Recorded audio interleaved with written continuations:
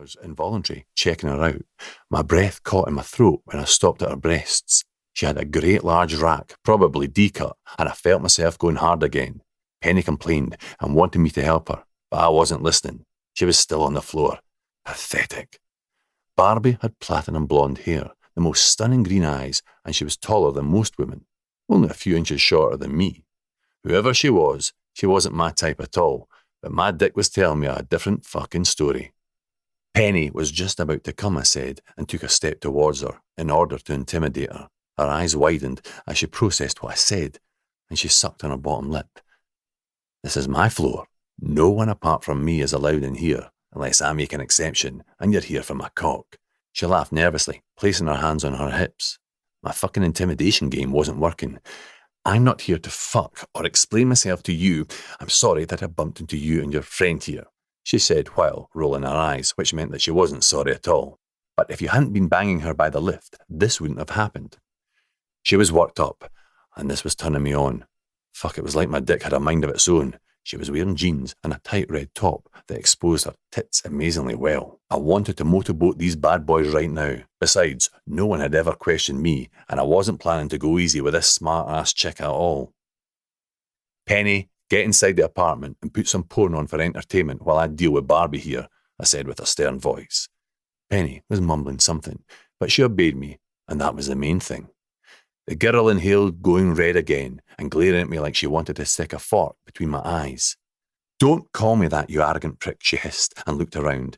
Yeah, there was shit everywhere. She ignored me and started picking up her stuff off the floor. I cocked my head to the side, watching as she bent down, showing me her sexy round ass while picking up her books, paperwork, and some items of clothing. You didn't answer my question, Barbie, I said, watching the way she moved. No other woman had ever ignored me while I was giving her my full attention. Anger rushed through me. She kept ignoring me, and I was getting agitated. What the hell was wrong with her? I looked down, and I saw a slutty pink thong lying by my feet. My cock twitched when I lifted it up. It wasn't the kind of underwear that women wore to work, but wore to fuck. And she wore a size 12.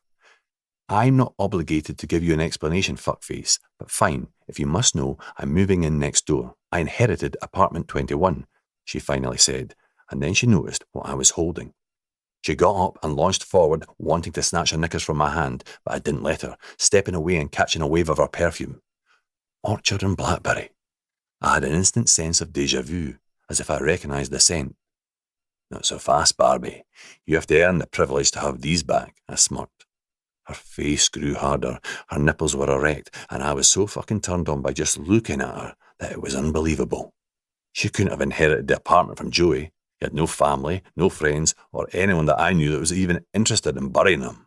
The solicitors were dealing with what he left. The bitch had to be here for my cock. She was probably playing me. Tell me why you're here and I might consider giving you these back. Be careful, your fuck buddy might be getting off right now without the help of your precious dick. I told you, I'm not here to waste my time with douchebags like you. I'm busy, she snapped, staring at me like she was ready to kill me. It was kind of hot, so I continued to goad her. Be careful how you speak to me, Barbie. Otherwise, you might not be here for long, I said, and brought her knickers to my nose, inhaling the vibrant scent of pussy, watching her face the whole time. My mind swirled, and I imagined having her sitting on my face. Hell, she was just some stupid chick, but it looked like she was also my new neighbour. Her eyes grew wider, and her skin paled with shock.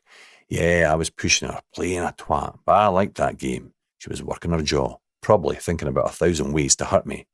After a few seconds, she turned around, picked up something from a box, and threw it at me. A tennis ball hit my head and then bounced off the wall. I hissed, reaching for my forehead. I didn't see that coming. Keep them, asshole, she snapped with a delicious smile, picking up her boxes and marching away. I stood there like a fucking moron, watching as she swayed her delectable hips towards the next door apartment. That ass, so firm, round, and just bloody perfect. I wanted to devour it with my hard as rock cock. I'm filing a complaint, she said, and you may keep the knickers for a souvenir of a memory of what you will never have. Then she just slammed the door, disappearing inside. My forehead was throbbing with pain, but I didn't care. I clenched my fists, strolled back to my own apartment, ready to deal with her later. First, I had to get her out of my head. I found Penny in the bedroom. She was switching the channels on the TV. Her hand was in her knickers, and she was playing with herself.